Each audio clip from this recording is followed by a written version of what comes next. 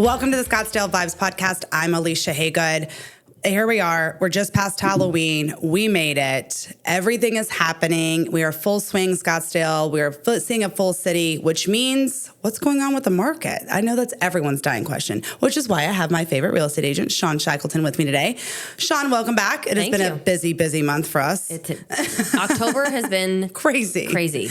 I was literally at a birthday party for my youngest, and the moms were sitting there hanging out, and I pulled up my phone to add something to my calendar, and this mom freaked out. She was like, "Is that your calendar?" I said, "Yeah." She goes, "That's ridiculous." And I was like, "Does not everyone's look like this?" I know, right? And they were like, "No, not at all." And I was like, I don't know how. Everybody's color coded. Right. It's a thing. But here we go. I'm excited. To me, the weather's finally cooling down. I'm so excited to see everyone back. What is going on with the market? I know we're kind of like just starting to hit our season here in Scottsdale a little bit. I feel like our season's kind of a little bit lagged this year. Okay. And people have asked me about that. And I'm like, I really believe that some of it is because of the heat. Oh, I bet. Yes. Because I think some of those people that are second homeowners and seasonal visitors are kind of like, it's 80 where I live and it's still 105 where you are. Mm-hmm. So I think we might wait a few more weeks to come out. I'm actually fine with that too. Right. I know. So it's funny. I always tell people I can tell when all the seasonal visitors are here because the car transports are everywhere dropping cars off. Yeah. I haven't seen them that much. I've seen a few, but not to the extent that I normally see them. So I expect to see them very soon.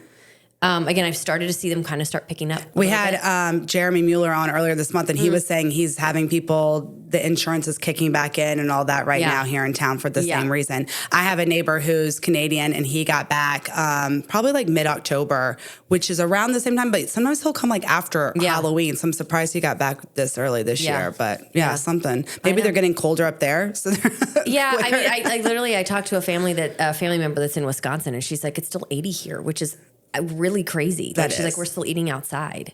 Nuts. Which normally they have snow on the ground or it's freezing, already. And so it's warm everywhere.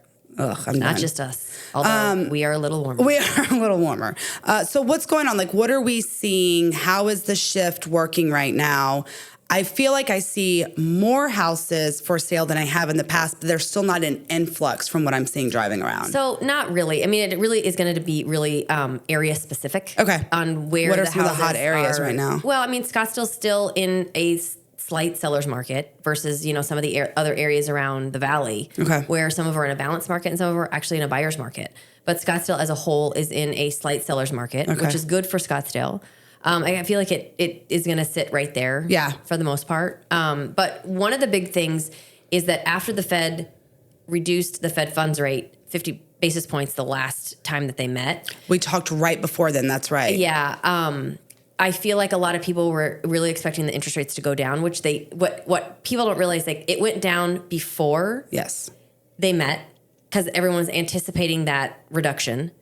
It's already kind of gone back up. Not to where it was before, but it's gone back up a little bit. And so people get a little bit like, well, what's going on? Why is it, why did it go up when they lowered it 50 basis points? And it's like, there's an indirect correlation with that and mortgage interest rates, but really you've got to look at the 10-year treasury, and the 10-year treasury is kind of up right now. So that's why we're seeing the interest rates up higher than where we were. I mean, they're still below 7, which is good, but it's up a little bit higher, which I think is what I've been hearing from sellers who would like to move and buy, because oftentimes sellers are also buyers, is that it's kind of putting that pause on sellers a little bit again. Yeah. Because they go, oh, you know what? Maybe I want to wait just a little bit longer. Maybe I want to wait just a little bit longer to put my house on the market because I'd like interest rates to come down a little bit more. And you can't predict it. You can't predict it. Listen, we're recording this like right before election. This is coming out on election week as when we're going to air this episode. What do you think will happen with the election and interest rates? Anything immediate? No. Wait? How does that work since we're talking about it? So this is what I can tell you as far as when elections happen and the real estate market. The reality is that not much happens. A lot of people go, everyone's waiting because of the election. They want to see who wins, all these things. Not much happens differently. If you look statistically and when you look at just the data of how many houses sell versus how many, the year before when it wasn't, I can tell you that this year already unit numbers, we're up on units sold this year versus last year. Okay. Which a lot of people are like, really? I mean, I feel like it's been slower because the interest rates were higher. But honestly, I mean, we're up the number of units sold. I feel like it's because we've kind of been steady at this point for a few years now. Yeah. People are realizing, like, I'm not going to wait for it to drop or go up. It just kind of is at this point. Right. And the only people that really kind of pull back sometimes before elections are the luxury buyer because they're really watching the stock market. Yeah. That makes sense. You know, but even that, I would say our luxury market has been really strong for a long time, and it doesn't seem to be slowing. That's good for us in Scottsdale. I mean, that's us here in Scottsdale. Yeah. When we talk about the houses that are for sale, we have what kind of houses are you seeing come up? Are they kind of the first time, like 2 to 3 bedroom? Are you seeing more of the high end? What's really on the market the most right now? Well, in Scottsdale, I mean, it's a little sad to say, but our kind of entry point, if you're looking for well, no, it's not. It's a lot higher than that. Okay. It really is. I mean, when you're looking at that 3 to 4, you know, even 3 bedroom, 2 bath, depending on where you are in Scottsdale, you can be anywhere from 5 to 6 as a starting point up to 8 to $1 million. Yeah. I was kind of thinking more the 8 to the million. That can be your starting point. Yeah. You know, again, it's just going to depend on where it's located and is it remodeled? Has it been updated? Has, you know, all of the things, have they all been done and are they done the way that people want? Yeah. Right? Because there's a lot of houses still out there, unfortunately, that they don't have a new roof. They don't have a new air conditioning unit. They've done some cosmetic stuff to the inside and people kind of like that, but they look at the bulk of what, you know, the money that it's going to cost. Like, okay, the roof is on its last leg. Mm-hmm. And now I'm going to put, you know, $20,000 towards a roof and I'm going to have to put $20,000 towards a new air conditioning unit. And is the price now worth it? Right. Exactly. You know, and that's I would say the big thing that I see still with buyers is that they're really looking at that stuff. They can walk into a house that's been all cosmetically updated and they'll go, oh my gosh, this is all great. Okay, wait a second. What about the roof and what about the air conditioning unit? And as soon as I say the roof is original, air conditioner is original, they're like, ugh. I know, it takes a lot off. You do so much with your social media on your YouTube. You have a very active channel. What are you kind of learning from the people watching and the feedback you're getting? Where is an influx of people moving from? Is it more in-state? Is it more out-of-state? And which region? No, so the buyers that we have coming into our market that are not in-state are coming from all the same places that they've always come from. Okay, so typical on that. Yeah, so from Illinois, the Midwest. California, Colorado, and the Pacific Northwest. Yep. Okay. A lot of people that are coming from all those areas. All right. Are you seeing an influx in a certain age demographic more? The retirees? Are you seeing more families or? Right now, I would say it's a little bit more, not young families that I have, but I do have some families that are coming, but it's not, you know, they don't have infants. Yeah. You know, maybe they're elementary school kids. Yeah. That makes sense. You know, or they're older and retired or almost going to retire. So they're buying a second home here before they can, you know, so then they can retire here or they've just retired and now they're moving here. And so, I mean, I see a lot of different, you know, a lot of different things. Everything. Yeah. I love it. Yeah. Okay. Listen, contact Shawn Shackleton in the Shackleton Group. We always have her website in the description of every episode. You can find her on her own YouTube channel, which is great. And we always have her on our social media as well. Shawn, thank you. Of course. So much for just being always on top of it, teaching us and being here for us to help us learn and buy the right house. Always. I'll be there. We're almost ready for next spring. I keep putting it out there. You know what? Everyone can hold me accountable. Right. Everyone has their own timing. All right. Stay tuned. When we come back, we're going to have Angie Rice. Buying a home can be scary and sometimes frustrating, but all of that can go away with the right realtor. And that's where Shawn Shackleton with the Shackleton Group is here for you. Shawn has over 25 years experience in real estate. She's here to get you what you want and won't settle for less. She's experienced, knowledgeable, and understands this market, which these days is always changing.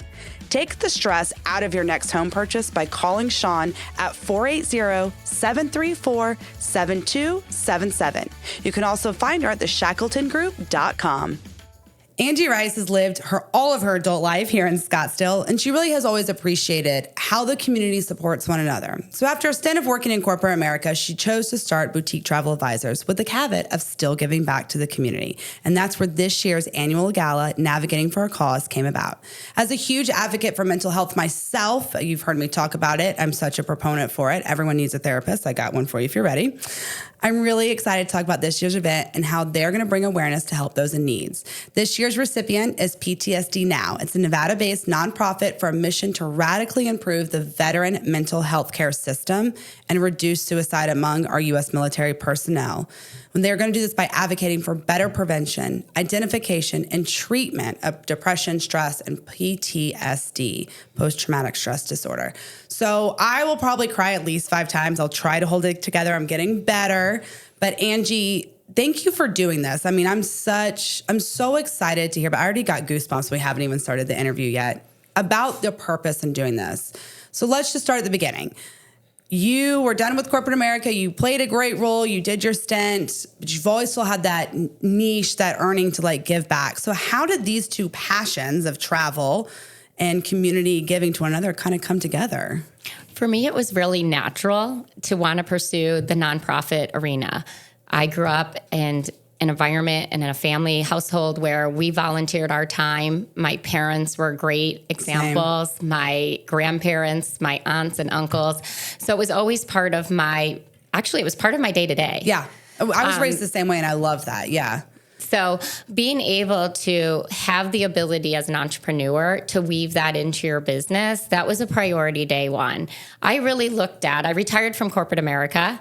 I worked in a very litigious environment as a forensic accountant. I loved the work, but it was 20 years of work it probably took me 40 years to provide that 20 years of service. It was a lot of, 12-hour days.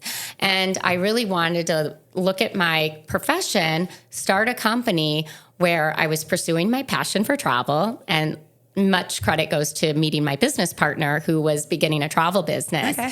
And her background was as a nurse practitioner. And we sat down and our core values, it definitely incorporated the nonprofit because I was leaning towards either getting into nonprofit as a profession and continuing a pathway into entrepreneurialism. So now you did both with these two organizations kind of coming together.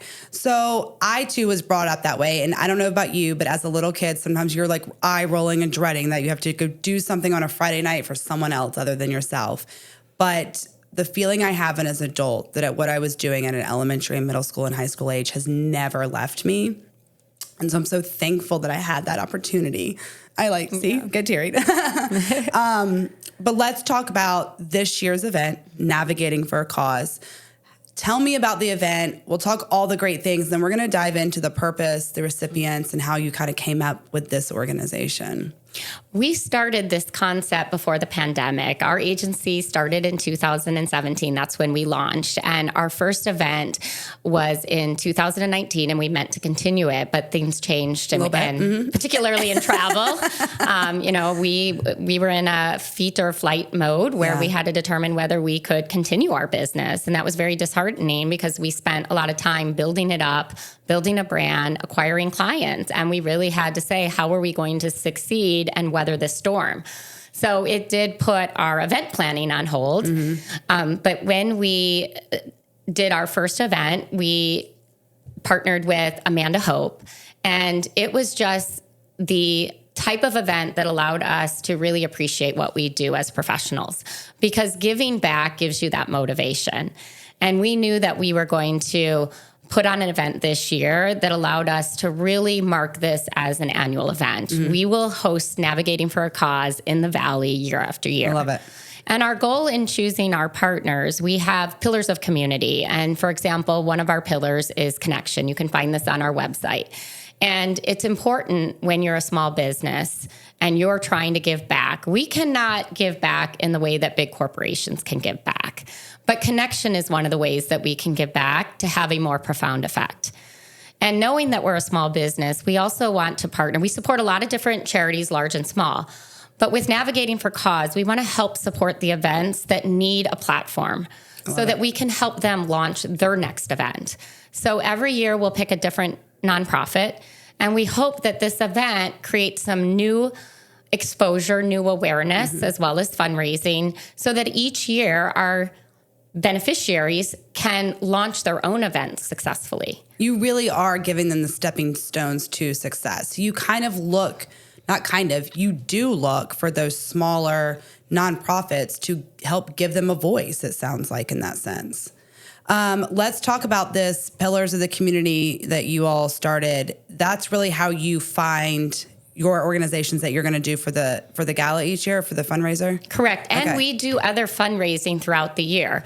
Again, we don't always want to reinvent the wheel because there's a lot of nonprofit events where we can support it. Travel is an amazing donation item for a nonprofit raising money. So one of our other big partners is Make-A-Wish. Okay. Make-A-Wish has amazing events. So we don't want to be their event planners, but as travel advisors, we have that skill set to event plan.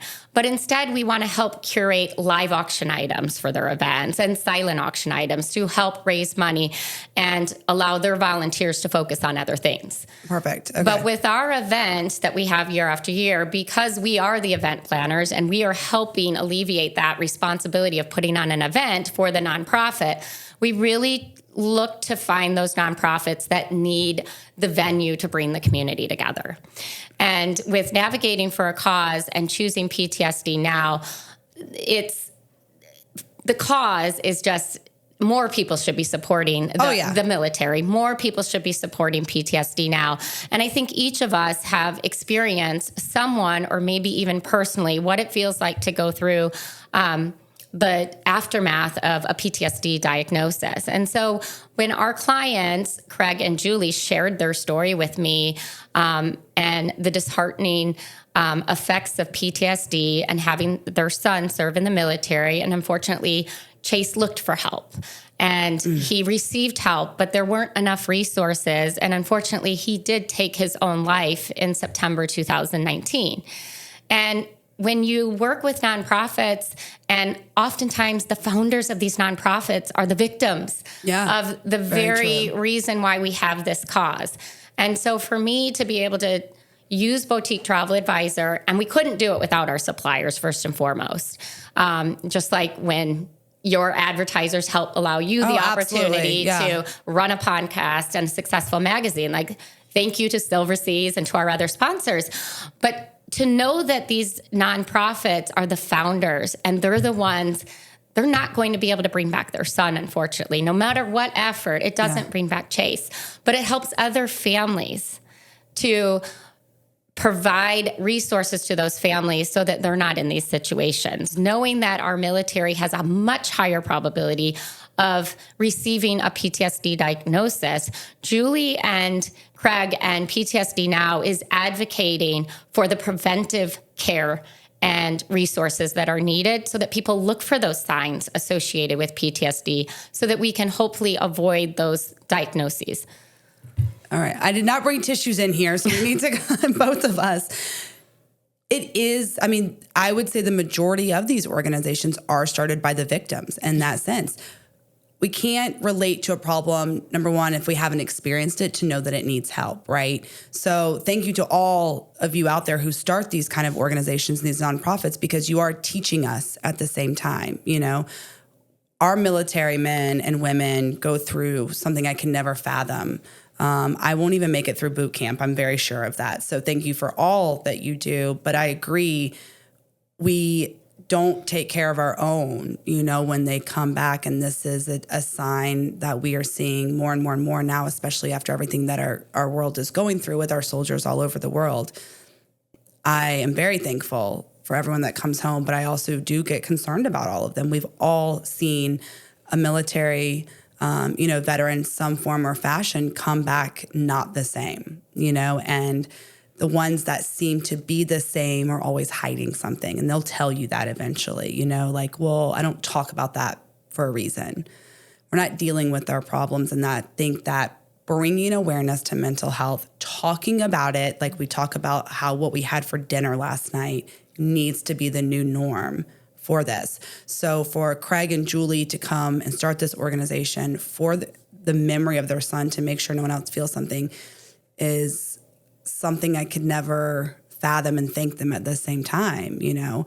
So talk about why this year that was your purpose after working or speaking to other organizations that you could have worked with as well. Well, it is a team effort to determine what nonprofit we can support successfully. And in order to really allow nonprofit work to be sustainable, which is one of our pillars, you have to be able to resonate with the cause, and you have to know that your community is going to be responsive. And I felt that my team and our team collectively understood the necessities of supporting mental health. Mm-hmm. My business partner, Janet Semenova, is a nurse practitioner. She seems firsthand. Travel advisor owner. And, I can personally share, I have my own stories related to people who have suffered from PTSD. And I have 2 teenage boys. Mm. And while they have not agreed, and, at this point, they're too young to serve in any military capacity, but the real reality is it's not just our military that need these resources, but they need it most. Correct. And so what Craig and Julie are creating with PTSD now, and they've made enormous progress in the state of Nevada. They have residents in Nevada and Phoenix as far as homes in both places. And they now have the opportunity to bring those resources to the state of Arizona.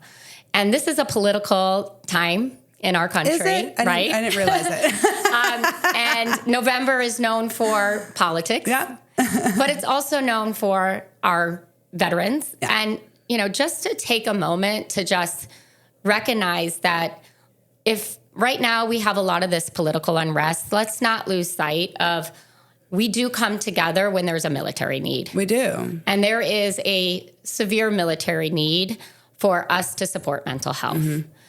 And it probably starts more financially because these are resources that need to be created, mm-hmm. programs, professionals that can help serve our military.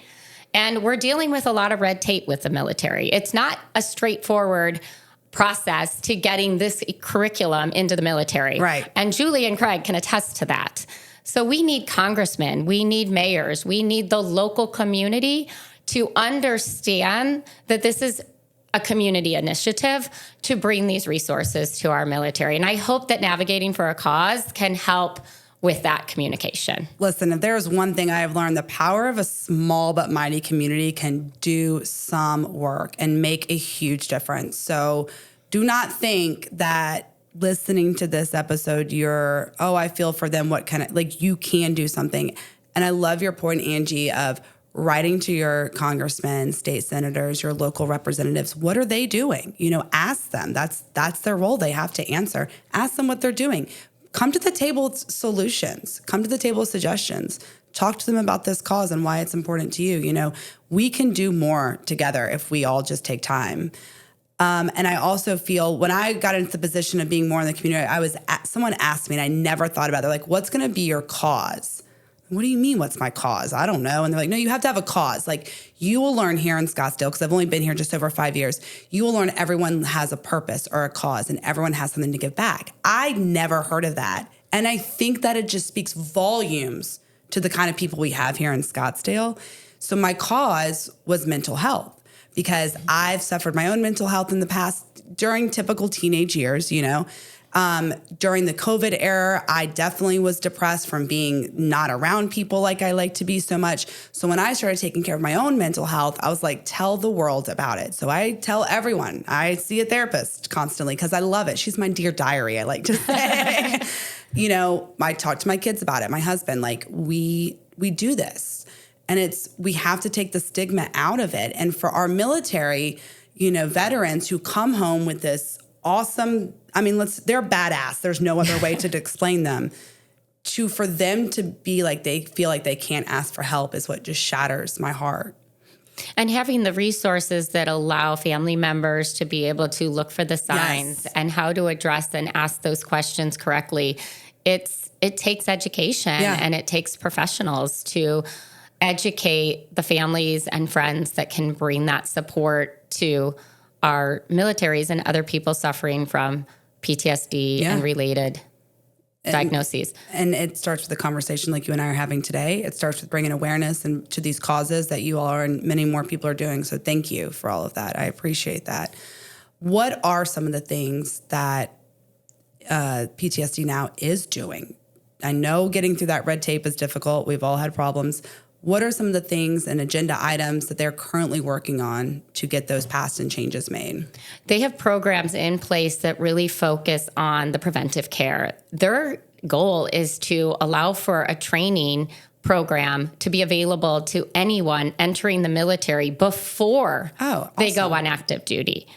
And if they can be successful in the state of Nevada, and they can allow for each state to see the value in the program that they've provided in Nevada, let's hope Arizona. I hope someone's listening that can offer some influence for them to have access to the decision makers. But that is going to give us a resource that doesn't exist in the military. It's preventive care. I mean, there's research that shows that the preventive care for things like a surgery and whether or not a candidate is going to follow the post-surgery procedures. If they're not going to follow it, a surgeon is not going to give that patient the surgery. Yeah, that's fair. So, but we send our military into combat.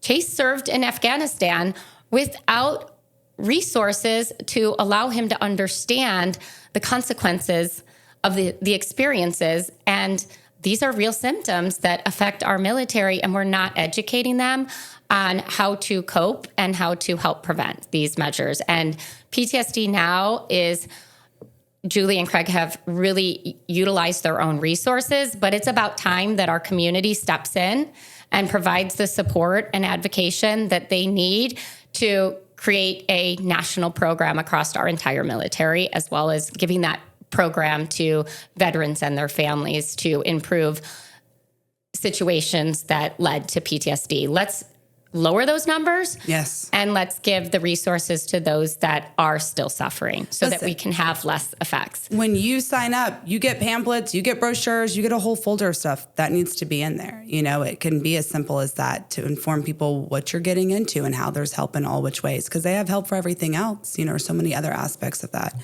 I love that. It starts with education. And education, unfortunately, tends to come from consequences of actions that we're learning from. But that's okay. As long as we're making the right strides forward, we have to get somewhere. All right, November 15th, Volante at the Scottsdale Airport. That's where this fun event. So let's talk about the fun side, because we do have to bring fun and goodness to this. Let's talk about it, what we can expect, what we're going to see, who's going to be there, kind of thing. Yes, this is an opportunity to celebrate the progress that has happened and the fact that PTSD Now has an initiative to make a lot of progress in the state of Arizona. And the event is going to be an opportunity for us to really allow our suppliers to help be a part of our community. And I am in a business where I couldn't do the things that we're able to do for our community without that support. So I have a lot of credit to our suppliers who entrust us, and they understand the value of being an important part of servicing our clients and what's important to them. And if we can create this platform for our community and our suppliers are able to support that, we can do it in a fun fashion, right?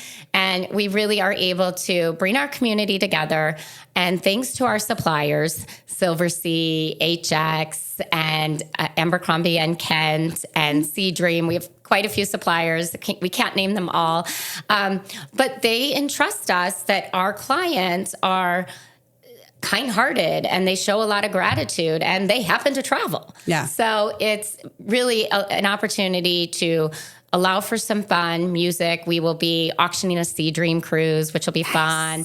That'll be live, and we'll do some other silent auction items. And it's an opportunity for our team to connect with clients. I have a team in California. We have a team, others in Austin, Texas, and Las Vegas, a core team here in Phoenix and Scottsdale. But it allows us to meet with some of our clients that we don't see. It's more of a virtual world. Yeah. And I'll also share that you can book travel a lot of different ways now, right? And so what is the benefit of working with an agency like Boutique Travel Advisors? And it is that human connection. Yes. We create that human connection. And I love that we can also use that communication tool to support causes. So I think it's great because all of your suppliers and your agencies that you work with, they all believe in what you're doing too. So for them to come together, and then think about what the power of travel does for you to be able to go different places to spread the word on these organizations that you're working with and do more. Word of mouth is huge. And I think that just spreads the opportunity for us to talk even bigger when you do something like that. And our event is meant for travelers, of course. Like, you're not going to want to come to this event necessarily if you're not going to be engaged having access to these suppliers. We have suppliers that are coming, and you can ask questions of them, learn about expedition sailing. Antarctica is a very expensive trip, for example. So if you're going to make that trip, wouldn't you love the opportunity to talk with someone who has toured Antarctica 7 or 8 times? Yeah. Tim has done so. Okay. Sea Dream is this yachting experience. It's incredible. It's an experience I just had with my sisters for my sister's 50th. Oh my gosh, I think we want to pretend we're still in our 40s sometimes. But it's a very unique product, and travel is expensive. Yeah. It's a big investment of time as well. So it's an opportunity for us to showcase our expertise amongst our advisory team and the strong relationships we have with our suppliers. And when you come to this event, to be able to ask those questions, am I equipped for an Antarctic trip? Or maybe that's something that's on my bucket list that I'll do in a couple of years. Well, that's a trip that you might be saving, for that trip for a couple of years. Or maybe you don't have 2 weeks to take off of work, but you're planning to retire next month. And that gives you the opportunity, to plan that in the near future, because you will have more time for an extended travel experience. I love it. So opportunities for everyone here. Good causes, come travel. There's silent auction items. There's a beautiful view, by the way. I don't know if you haven't seen it. I mean, come on, you can't beat it. Everything about this event will obviously be in the description of this episode. I'll give you the link. You just click on it. You can go buy your tickets, learn more about PTSD Now and all the amazing things that we're doing. Angie, thank you so much. Thank you for bringing awareness. Thank you for every year focusing on something new, but never forgetting where, you have come from in that sense.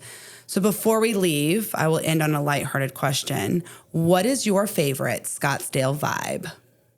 Oh my goodness. I would say the golf scene here is pretty amazing. It's something that my family does every Saturday and Sunday, oftentimes, because it's one or the other. Yeah. And I would say that I love some of the local restaurants. Always. Right now, one of our favorite restaurants is Fire at Will. Yeah. It's closer to home, and we just appreciate the menu.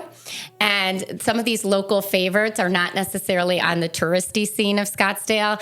And as a local, it's fun to be able to separate the two, right? Absolutely. We know that this is a tourist destination. So being able to take advantage of some of the things that are more meant for a local. Another trend that we do with my family is every weekend we try to go someplace we've never been before. I love that. So sometimes that brings us to a restaurant in Central Phoenix. Maybe it's going to a theater in Mesa that we've not seen. Maybe a new golf course too. Yes, exactly. I personally am not a golfer. I have only been allowed to drive the cart once, and I was told I was not even great at that. So I will keep my skills to you. I will have your talent. Well, thank you so much for having us on air. And again, one of the announcements we'll make at our event is that we will be taking applications for nonprofits that need a platform. Fantastic. So that we can continue this event into 2025. Let us know. Send us that. We'll send it out to you as well, to the bigger community. If you can't attend the event and still want more information, we'll get that out to you as well. Stay tuned. When we come back, we'll have the calendar of events. When it comes to protecting you, your family, and all your assets, you need to have someone that you can trust. And that's Jeremy Mueller of State Farm Insurance. Jeremy Mueller has lived in Scottsdale his whole life. How can anyone else know your needs more than someone who's been here and seen it all? Jeremy and his team are always ranked in the top % at State Farm. He cares, he's knowledgeable, and most importantly, he's always available. Don't believe me? Give him a call at 480-515-5223 or find him at jeremymueller.com. As we just heard from Angie Rice and her amazing gala that is coming up, Navigating for a Cause. It's happening Friday, November 15th at Volante, the Scottsdale Airport. Beautiful location, amazing trips, great cause. Go out and support it. Tickets are not expensive, and everything goes back to help those around us. So they're only $150. I will be there. I look forward to seeing you there. Trips, amazing auction items, and a heck of a good time. So can't beat that view. I love the Volante view. And Da's culinary experience is happening, so come and enjoy a delicious 4-course meal with the Frank Family Winery. Tickets are $125 and include all food and wine to go along with it. And again, it's just like the best season ever. We have fought long and hard for this weather. Let's go outside and enjoy it with all the great things coming up. So all you cowboys and cowgirls out there, get ready because the Hondo Rodeo Festival is happening. It's a 3-day rodeo festival from November 7th through 9th. It's at Chase Field, rodeo by day, some of your favorite amazing country artists by night. So go get your tickets now because they are quickly selling out. This is the first time it's happened, and we have plans to come back every year. So let's build it up. Let's get going, guys. Have a wonderful week, Scottsdale. Keep vibing, and I'll see you around town.